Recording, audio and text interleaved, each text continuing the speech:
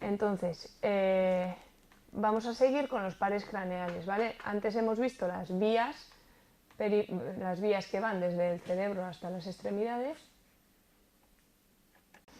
Entonces, vamos a seguir con los pares craneales. Hemos visto antes en la anatomía que, hemos visto las vías, la piramidal y el resto, que van desde el cerebro hasta las extremidades y el tronco, y ahora vamos a ver los pares craneales, que son esos nervios que salen del tronco y van hacia la cara o el cuello, ¿vale? Entonces, la exploración de los pares craneales es básica en neurología, hay que hacerla siempre.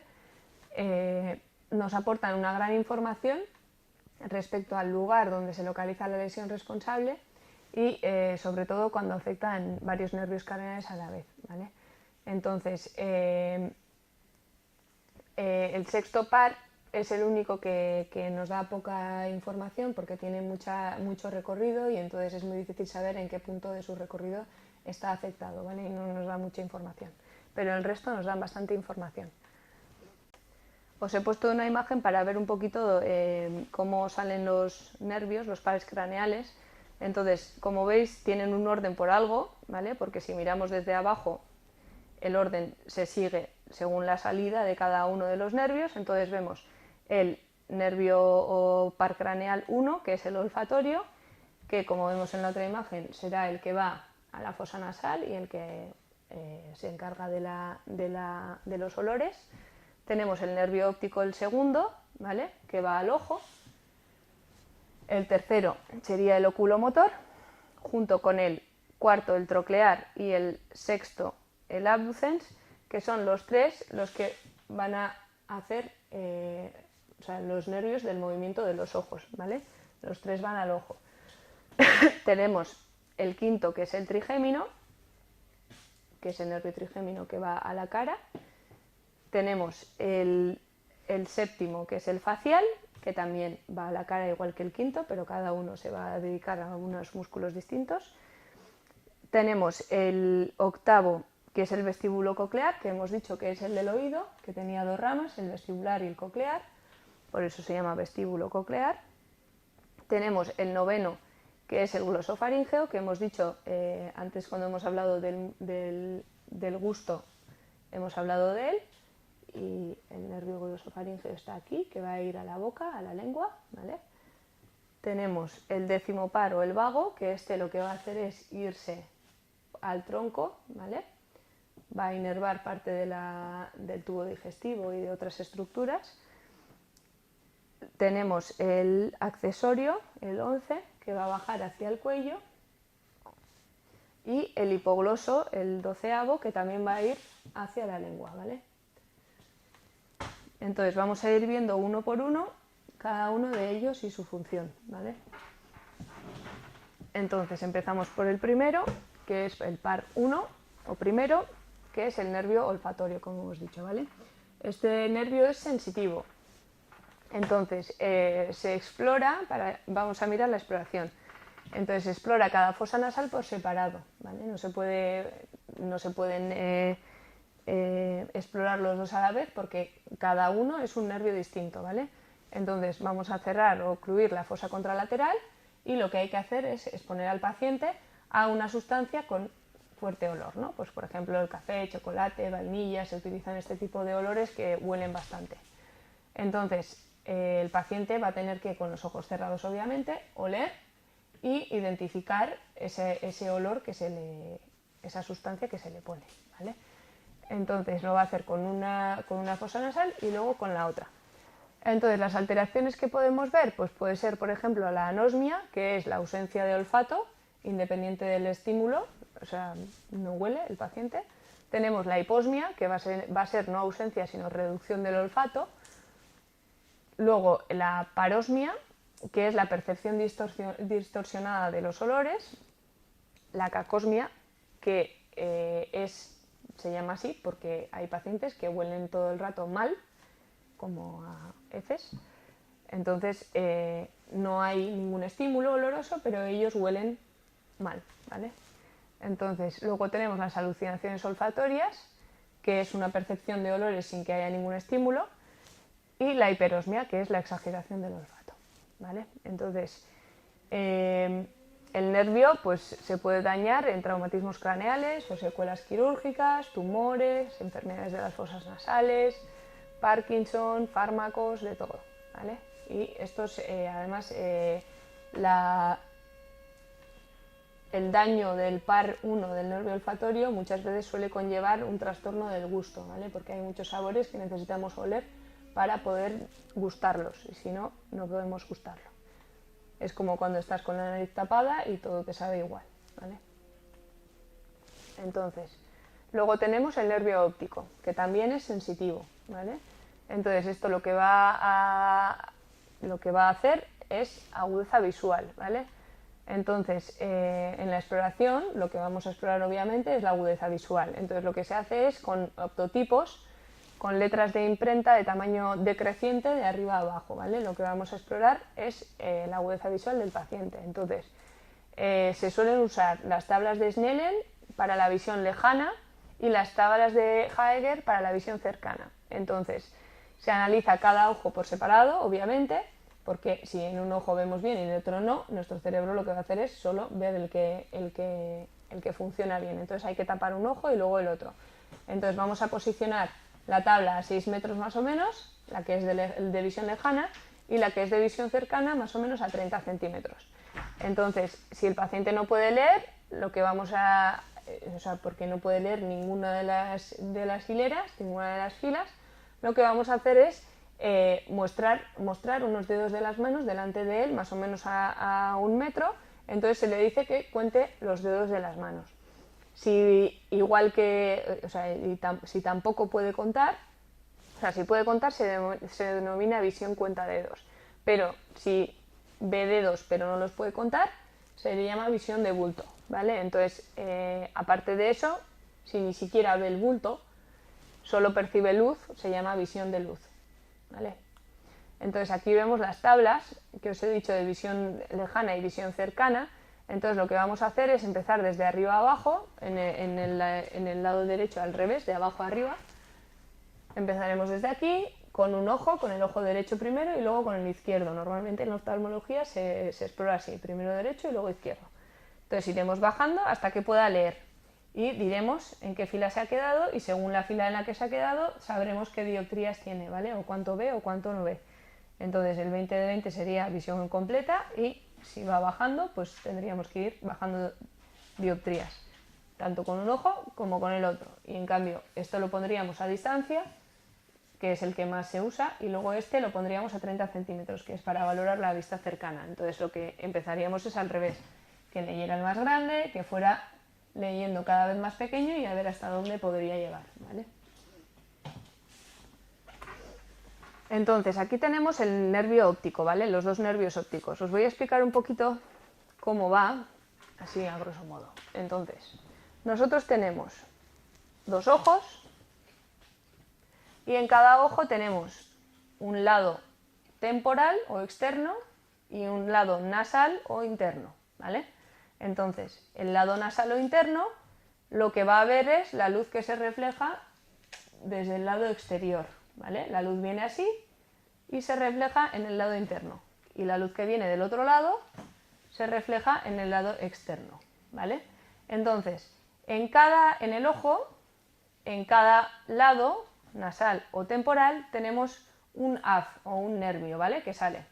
Entonces, el haz del lado temporal del ojo derecho va a salir por el lado derecho, va a llegar al quiasma óptico, que es esto, y va a seguir por el mismo lado hasta la corteza visual de atrás, ¿vale? O sea, pasará por el tálamo y llegará a la corteza visual. En cambio, la parte nasal de la retina, o sea, de las fibras, lo que va a hacer es, va a ir por el lado derecho, va a llegar al quiasma óptico y se va a cruzar, y va a ir al otro lado, pasando por el tálamo, a la corteza visual del lado izquierdo, ¿vale? En cambio, en el ojo izquierdo, pues lo mismo, pero al revés, ¿vale? La parte nasal va a ir por el lado izquierdo, va a cruzar y va a acabar en el lado derecho, y la parte temporal va a seguir por su mismo lado hasta su corteza visual, ¿vale? Entonces, vamos a ver que el campo visual derecho, o sea, cuando nosotros a un paciente le ponemos un objeto en su lado derecho, lo ve la parte nasal del ojo derecho y la parte temporal del ojo izquierdo, ¿sí? Esos son los que ven ese campo. Y los dos van a terminar en la corteza visual del lado izquierdo, ¿vale? Y en cambio el campo visual izquierdo lo va a ver la parte nasal del ojo izquierdo y la parte temporal del ojo derecho, y los dos van a acabar en la corteza visual del lado derecho, ¿vale? Entonces, ¿por qué esto es importante? Porque la visión se va a afectar según donde tengamos la lesión, ¿vale? Entonces, vamos a ver en cada punto, si tuviéramos una lesión, lo que pasaría. Entonces, en el campo visual primero hemos dicho que hay que valorar la agudeza visual, ¿no? Una vez hemos visto la agudeza visual, lo que hay que ver es el campo visual. Entonces, se utiliza la campimetría o la perimetría, ¿vale? En consulta lo que hacemos es mover un dedo de afuera hacia adentro del campo visual del paciente hasta que pueda verlo, comparándolo con el campo visual propio. Obviamente el médico tiene que tener bien el campo visual, porque si no, pues no estaríamos explorando bien. Entonces, en el caso del campo visual podemos tener dos alteraciones. Podemos tener una hemianopsia, que es que está comprometido la mitad del campo visual, que puede ser homónima si compromete los lados homólogos, o sea, ambos derechos o ambos izquierdos, ambos campos derechos o ambos campos izquierdos, o heterónima si involucra los dos lados diferentes, ¿vale? Se llaman altitudinales si comprometen la zona de arriba o de abajo, ¿vale? Y debajo, eso es. Entonces, luego tenemos las cuadrantanopsias, que en este caso sería cuando está comprometido un cuadrante del campo visual, ¿vale? No un medio, sino un cuadrante. Entonces, los defectos diremos que son congruentes si cada campo está afectado exactamente igual, y incongruentes si no hay exactitud, ¿vale? Entonces, vamos a ver ahora las lesiones que puede haber en el nervio óptico. Entonces, podemos tener una ceguera o una amaurosis, que es básicamente pérdida de visión, o podemos tener podemos tener una hemianopsia bitemporal, que serían lesiones mediales del quiasma óptico, o sea, por ejemplo, un tumor de hipófisis. Podríamos tener una hemianopsia binasal, que serían las lesiones separadas laterales, como por ejemplo una malformación vascular que está alrededor del quiasma óptico, o podemos tener también lesiones de la cintilla óptica que producen una hemianopsia homónima contralateral, que es casi siempre incongruente, y luego tendríamos las lesiones de la cisura calcarina o una isquemia, por ejemplo, donde hay hemianopsia doble o ceguera cortical, y se caracteriza porque los reflejos pupilares están, pero el paciente no ve. Entonces, vamos a ver bien lo que os acabo de decir para que os deis cuenta. Entonces, nosotros tenemos un paciente con un campo visual izquierdo y un campo visual derecho, ¿vale? Esto es lo que ve con el ojo izquierdo, esto es lo que ve con el ojo derecho, ¿vale? Entonces, tenemos, por ejemplo, una lesión aquí, en el A, ¿vale? En el nervio óptico.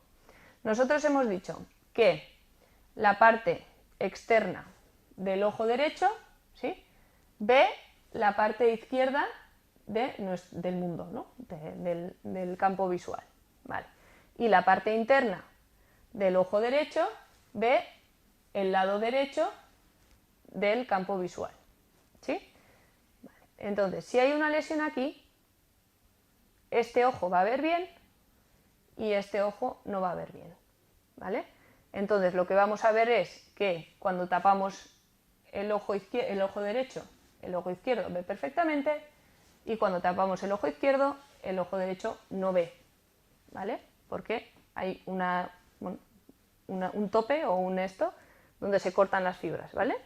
Vale. Luego tenemos la lesión en el punto B, que esto se llama el quiasma óptico, ¿vale? El quiasma óptico está situado justo al lado de la hipófisis. Entonces, cuando hay un tumor de hipófisis, por ejemplo, la hipófisis crece y el quiasma óptico se aplasta, ¿vale? No tiene sitio y entonces pues deja de funcionar.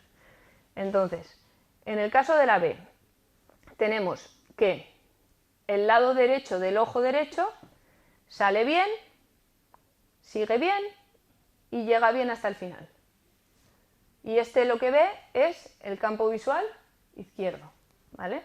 Luego tenemos que el campo, en el ojo izquierdo, el lado temporal igual, ¿no? Sale, está bien y sigue bien hasta el final. Y esto lo que ve es el campo derecho. En cambio, los dos nervios nasales, o de la parte nasal, que en este caso el ojo derecho verá el externo y el ojo izquierdo verá el externo también, llegan aquí y cuando van a cruzar las fibras se ven afectadas, ¿vale? Entonces no ven. Entonces, en este caso, en la B, lo que tendremos es que las dos partes nasales no ven y las dos partes exteriores sí ven. Que eso, en el campo visual, se traduciría al revés. O sea, si está afectado la parte nasal, no vemos la parte externa. Por lo tanto, la parte externa está ciega del ojo derecho. Y en el ojo izquierdo, lo que no ve es la parte nasal, o sea, la parte externa del ojo izquierdo.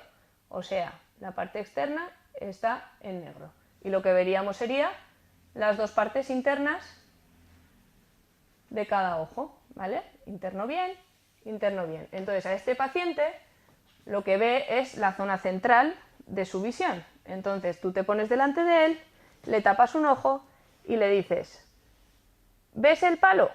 No. ¿Ves el palo? No. ¿Ves el palo? No. Tú lo estás viendo desde hace rato, pero él no lo ve. Y cuando llega al centro de su visión, empieza a verlo, ¿vale? Así es como se explora el campo visual. Lo que hay que hacer es ponerte delante del paciente, taparle un ojo y tú taparte el mismo ojo y ir moviendo el dedo hacia adentro, desde arriba, desde abajo y desde los laterales.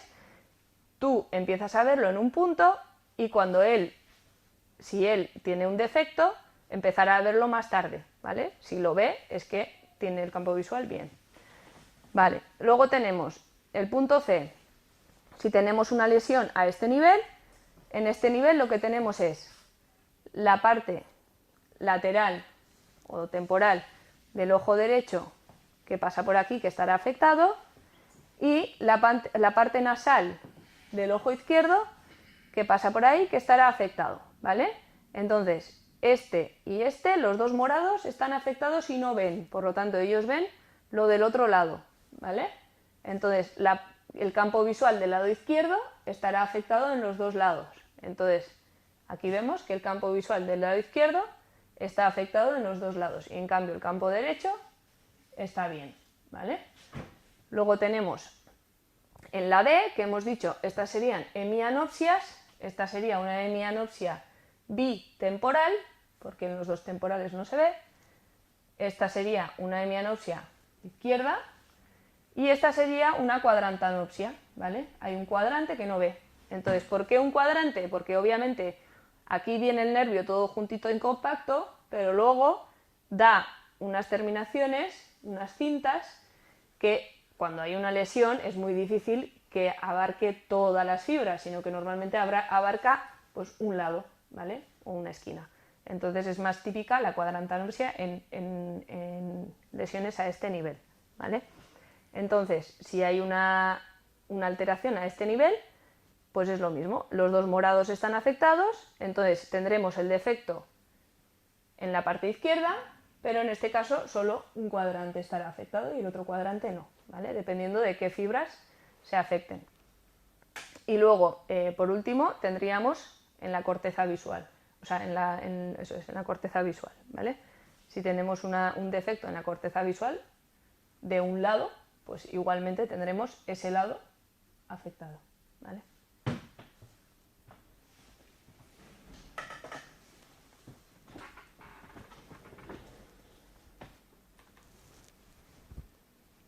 Vale.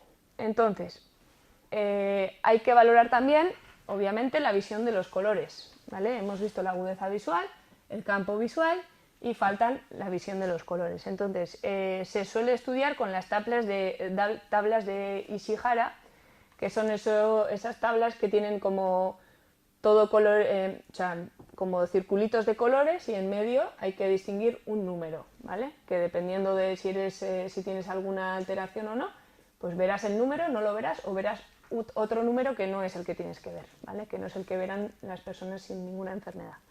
Entonces, tenemos las alteraciones de la percepción de los colores, que se llama discromatopsia, ¿vale? Entonces, pueden ser congénitos, como el daltonismo, o adquiridos por lesiones en el área cortical de la visión, ¿vale? Entonces, una alteración en el área cortical daría, por ejemplo, una alteración del color rojo, o también podemos tener un compromiso de los fotorreceptores de la retina, de los conos, y esto daría una alteración del azul, ¿vale? Entonces, los nombres que se les suele poner a las patologías son acromatopsia, cuando se visualizan objetos sin color; metacropsia, cuando se ven objetos de colores diferentes del que es el real; monocromatopsia, cuando todo se ve del mismo color, no en blanco y negro, sino todo del mismo color. Luego está la xanthopsia, que todo se ve de color amarillo. Y luego está la agnosia cromática, que es un trastorno de la identificación de los colores, que es por daño occipital de la corteza. Entonces, ahora vamos a hablar del fondo de ojo. Entonces, en el fondo de ojo, como hemos dicho antes, hay que identificar la papila o disco óptico, que es la placa amarilla rojiza que tenemos, y luego hay que mirar la característica de esa papila, ¿no? Que esté bien o no. Entonces, podemos encontrar, por ejemplo, edema de papila. Edema de papila es que esa papila, ese nervio óptico que tiene que estar con unos bordes bien definidos, no está bien definido, hay un edema, hay una borrosidad de la papila, ¿vale? Entonces, hay una elevación de la papila con borramiento del contorno y ausencia del pulso venoso en el ojo. Entonces, suele haber un afinamiento de las arterias y dilatación de las venas. Entonces, en casos graves puede haber hemorragias en llama, que es causado por hipertensión endocraneal, ¿vale? Entonces, tenemos también la atrofia de papila, que es una papila decolorada, pálida y con afinamiento vascular, o sea que las arterias son muy finas. Puede ser primaria si no hay cambios graves, con bordes nítidos y color blanco nacarado, o secundaria cuando tienen los bordes borrosos, el color así blanco sucio y velamiento o que no se ve muy bien la vascularidad. Tenemos también la neuritis óptica, que esto es básicamente una inflamación del nervio óptico. Entonces lo que da es una disminución rápida y progresiva de la agudeza visual, con dolor al movimiento ocular y un escotoma o punto ciego central, ¿vale? Hay un punto en el medio que no ves, que no ve el paciente. Entonces, también hay alteración de la visión de los colores y suele haber edema de papila. Entonces, esto suele ser la forma de comienzo de enfermedades desmielinizantes, como la esclerosis múltiple, por ejemplo. Entonces, es frecuente en mujeres entre 20 y 40 años. Y luego tenemos la neuritis óptica retrovulvar, que básicamente es lo mismo que la neuritis óptica, pero más posterior, ¿vale? Es una inflamación del nervio óptico, pero más posterior al ojo, no se ve. Entonces, en el fondo de ojo no se aprecia ninguna alteración. Entonces, una vez visto el segundo par, vamos a ver los pares 3, 4 y 6, que los vamos a estudiar a la vez porque son nervios que inervan la musculatura del ojo, ¿vale? Los tres tienen esa función. Entonces, el par 3 inerva todos los músculos oculares a excepción del recto externo, oblicuo mayor y elevador del párpado superior, ¿vale? Tiene fibras parasimpáticas también que inervan el cuerpo ciliar. Entonces se encarga del reflejo de acomodación y del reflejo fotomotor, ¿vale? Entonces los reflejos y casi todos los músculos, menos el oblicuo mayor, el recto externo y el elevador del párpado, son del par 3, ¿vale? Es el que más funciones tiene. Luego tenemos el par 4, que lo que inerva es el oblicuo mayor, y el par 6, que inerva el recto externo, ¿vale? Entonces, aquí tenemos la función de los músculos oculares, ¿vale? Aquí tenemos un globo ocular, os he puesto, con sus músculos.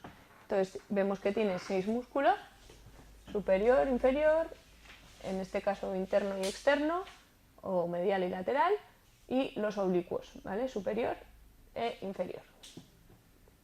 Entonces, el recto interno lo que va a hacer, obviamente, si tira de ese músculo, es mirar hacia adentro, ¿vale? Movimiento medial o aducción. El recto externo lo que hará es movimiento lateral o abducción.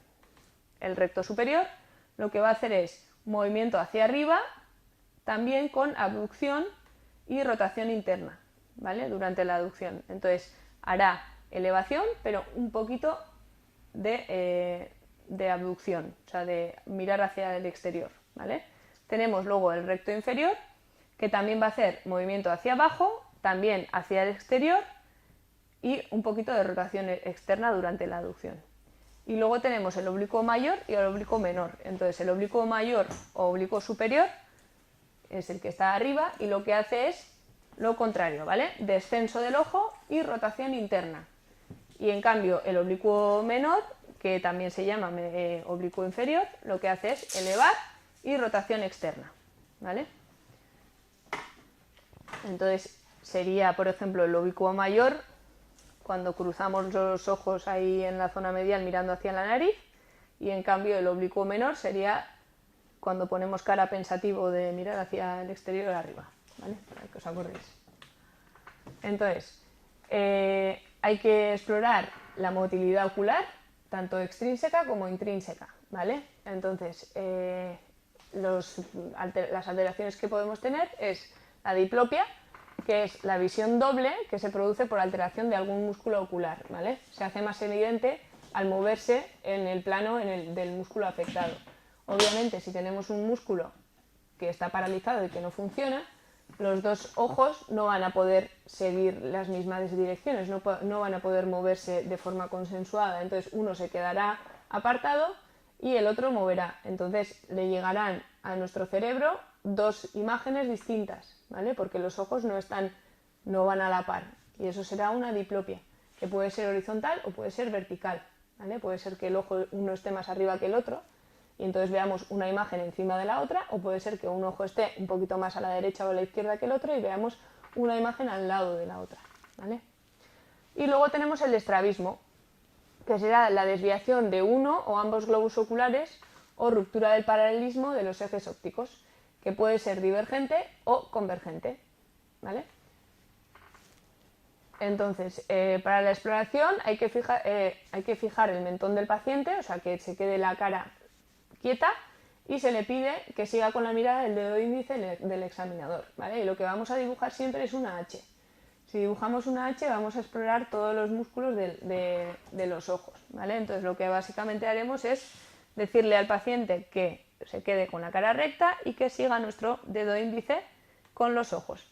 Entonces vamos a empezar desde el centro, vamos a ir a la derecha, arriba, abajo, al centro, a la izquierda, arriba, abajo, al centro y al medio, ¿vale?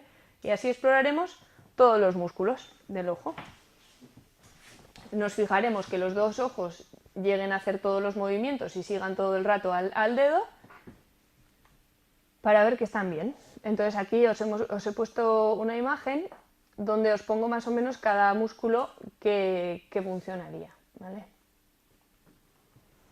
Entonces, las alteraciones que podemos tener en los pares 3, 4 y 6, dependiendo de dónde esté la lesión, ¿vale? Entonces, las lesiones supranucleares, o sea, que están por encima del núcleo, producen parálisis del movimiento ocular sin estrabismo, ¿vale? Entonces tenemos la oftalmoplegia, que es la parálisis ocular, que puede ser interna, o sea, que afecta a la pupila, a los músculos internos, o externa, que afecta a los músculos extraoculares, ¿vale? O puede ser completa, que afecte tanto a los internos como a externos. Y luego tenemos el nistagmo también. El nistagmo son movimientos oscilatorios de ida y vuelta, rítmicos y repetitivos de los ojos, ¿vale? Puede ser fisiológico en algunos pacientes o patológico. Entonces, demuestra lesión en el sistema nervioso central, sistema vestibular o de los músculos oculares, ¿vale? Pueden ser esas tres opciones. Una persona con un vértigo periférico, por ejemplo, suele tener nistagmo. Entonces tenemos el nistagmo congénito, que suele ser bilateral, horizontal y pendular. Existe desde el nacimiento y no tiene relación con el deterioro visual. Son esas personas que miras y tienen los ojos todo el rato vibrando, izquierda, derecha. Es un movimiento muy fino, pero es constante. Tenemos también el nistagmo optocinético, que este suele ser es una respuesta normal al pedir al paciente que mire,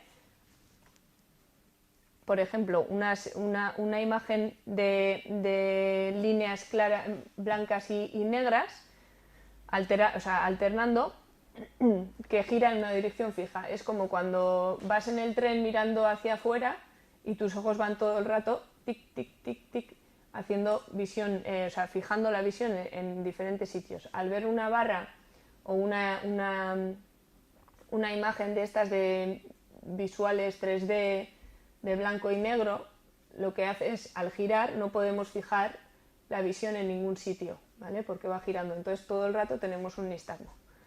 Luego tenemos el nistagmo vestibular, que es el que he dicho, que es en resorte unidireccional y suele ser horizontal y rotatorio. O sea, el ojo hace no solo de izquierda a derecha, sino que además rota un poquito, ¿vale? Y este se suele ver en alteración vestibular, en vértigos. Y luego tenemos el nistagmo cerebeloso, que este suele ser bidireccional, se incrementa al dirigir la mirada hacia el hemisferio dañado. Entonces, el nistagmo vestibular suele ir despacito hacia un lado y luego vuelve rápidamente hacia el otro lado, ¿vale? Entonces, por eso se dice que es unidireccional. Va hacia un lado y vuelve, va hacia un lado y vuelve, pero solo va hacia un lado. Y en cambio el cerebeloso está todo el rato hacia un lado y hacia el otro, bate hacia los dos lados, ¿vale? Entonces, otras alteraciones que podemos tener es el opsoclonus, que son movimientos oculares conjugados, multidireccionales en varias direcciones y sin intervalo intersacádico, o sea, no hay un parón ni nada, es simplemente los ojos se van moviendo en todas direcciones. Entonces, suele ocurrir en lesiones troncales y cerebelosas, ¿vale? Luego tenemos la mioclonia ocular, que es un movimiento rítmico pendular vertical que se asocia a otras mioclonías, o sea, el paciente también va a tener alteración en otros músculos del cuerpo y suele pasar por alteración de los núcleos cerebelosos, ¿vale? Luego tenemos el flúter o aleteo ocular, que es un movimiento en plano horizontal de ida y vuelta, que se da también en enfermedades cerebelosas, ¿vale? Es un poquito más lenta y va el paciente mirando izquierda a derecha todo el rato, ¿vale? Tenemos el bobinocular, que estos son movimientos oculares espontáneos en plano vertical y de descenso rápido, ¿vale? Y entonces lo que hace es sube hacia arriba lento y baja rápido, ¿vale? Entonces esto se suele dar en las lesiones protuberanciales, en hidrocefalias y en encefalopatías, en personas con bastante lesión, ¿vale? Y luego tenemos el dipinocular, que es un movimiento lento de ambos ojos hacia abajo, seguido de otro rápido hacia arriba, o sea, sería lo contrario del bobinocular, ¿vale? Y esto pasa en encefalopatía anóxica, o sea, una encefalopatía sin oxígeno. Entonces, otras alteraciones que podemos tener en los pares craneales son la parálisis, ¿vale? Una parálisis del tercer par craneal puede ser completa, o sea, puede tener tanto ptosis palpebral, desviación del globo ocular hacia abajo y hacia afuera, midriasis de pupila y ausencia de reflejos pupilares, o puede ser incompleta, o sea, poder tener alguno de ellos, pero no todos, ¿vale? Tenemos la parálisis del cuarto par, que hemos dicho que es el que inerva el oblicuo. Entonces es bastante difícil de reconocer porque el paciente, bueno, pues suele tener una maniobra de compensación que disimula un poquito, entonces suele condicionar una inclinación de la cabeza hacia el lado opuesto de la lesión, ¿vale? Este paciente tiene una parálisis del cuarto par en el ojo izquierdo, entonces lo que hace es desvía la cabeza hacia el lado derecho para que así el ojo se sitúe en buena posición y se sitúen los dos ojos a la vez, ¿ves? Luego, en cambio, si le giras la cabeza hacia el otro lado, vemos que el ojo izquierdo se desvía hacia arriba, ¿vale? Se va hacia arriba.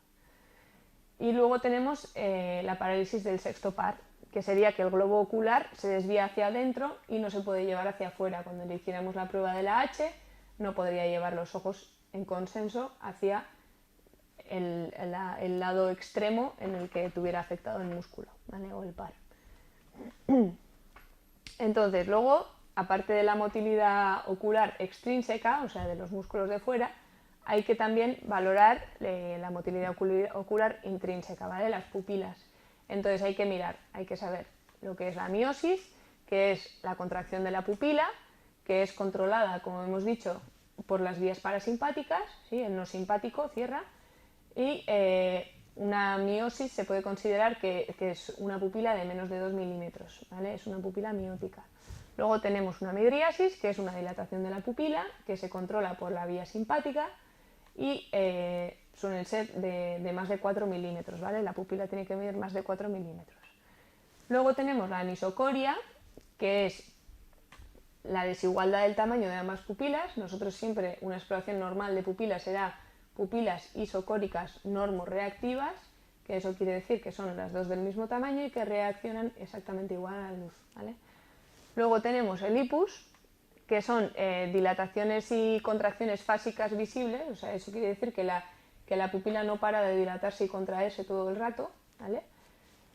Tenemos la midriasis paralítica, que suele ser bilateral en botulismo, en lesiones vasculares, en traumáticas, en tumorales y en intoxicaciones, por ejemplo, ¿vale? En personas que vienen de la fiesta, pues suelen tener una midriasis paralítica bilateral, ¿vale? En este caso, si es por la lesión del tercer par, pues suele ser unilateral, ¿vale? Entonces, y luego tenemos la discoria, que es la irregularidad del contorno pupilar. Aquí os he puesto una foto, por ejemplo, que en la pupila pues no es redonda, como veis. Bueno, en este caso el paciente tiene una perforación ocular y lo que pasa aquí es que desde la perforación le está saliendo el iris, ¿vale? Entonces lo que veis abajo, este cachito, aquí está la perforación o la herida en el ojo y el iris está saliendo por la perforación. Y entonces se le desvía la forma del iris. Entonces, podemos ver diferentes síndromes que causan alteración en la motilidad ocular intrínseca. Entonces, por ejemplo, tenemos el síndrome de Claude-Bernard-Horner, que lo hemos dicho antes, que es por lesión del simpático a cualquier nivel. Entonces, lo que nos va a dar es una miosis con anisocoria. Hemos dicho que anisocoria son que las dos pupilas van a ser distintas. Disminución de la hendidura palpebral y alteraciones de la sudoración de la frente, cara y cuello, ¿vale? También congestión conjuntival y enoftalmia, el ojo se va para adentro, lo hemos visto antes. Luego tenemos el síndrome de Pourfoy-du-Petit, que es en cambio, en vez de ser por una parálisis, por una lesión, es por irritación del simpático. Una irritación lo que hace es lo contrario, ¿vale? Activar el simpático. Entonces lo que tenemos es una midriasis unilateral, una exoftalmia, que es que el ojo se va para afuera, y un aumento de la hendidura palpebral, ¿vale? Tenemos aquí una anisocoria, las dos pupilas son de distinto tamaño y en este caso esta sería la afectada, ¿vale? Tenemos una midriasis en este ojo, que en el otro no está, tenemos el ojo un poquito más grande y hacia afuera, ¿vale? No se observa mucho, pero bueno. Y luego, obviamente, por último, vamos a explorar los reflejos del ojo, ¿vale? Entonces tenemos el reflejo fotomotor, que esta se evalúa cada pupila por separado y vamos a estimular con una luz de linterna, ¿vale? Entonces se produce una miosis. Antes hemos dicho que la pupila es como el diafragma, entonces si nosotros le damos con una luz directa, obviamente el ojo no quiere tanta luz y lo que hace es cerrar la pupila, ¿vale? Entonces se ve una miosis. Entonces suele estar ausente en las patologías del nervio óptico y de la lesión del tercer par, que hemos dicho que es el que se encarga de inervar este reflejo, ¿vale? De la miosis. Entonces, luego tenemos el reflejo consensual, que es que al estimular una pupila debe observarse la misma respuesta en la opuesta, ¿vale? O sea, primero taparemos un ojo, le daremos con la luz y veremos qué hace miosis. Haremos lo mismo en el otro ojo y luego lo que vamos a hacer es destapar ese ojo, darle con la luz a una pupila y mirar la otra pupila del otro ojo para ver que haga lo mismo que la que enfocamos con la luz, ¿vale? Entonces, este suele estar ausente en la embolia de la arteria central de la retina, por ejemplo. Y luego tenemos el reflejo de acomodación y convergencia, ¿vale? Entonces, lo que vamos a hacer es decirle al paciente que mire a un punto lejano, vamos a mirar sus pupilas y luego le vamos a poner nuestro dedo a 30 centímetros del ojo y le vamos a decir que mire a nuestro ojo. Entonces, lo que va a pasar es que se va a producir una miosis y una convergencia de los globos oculares, o sea, van a ponerse los dos mirando hacia zona nasal, ¿vale? Entonces, cuando leemos es lo que solemos hacer. Tenemos una miosis y una convergencia. En cambio, cuando queremos ver algo lejano, como necesitamos más luz para que llegue mejor, hacemos midriasis, ¿vale?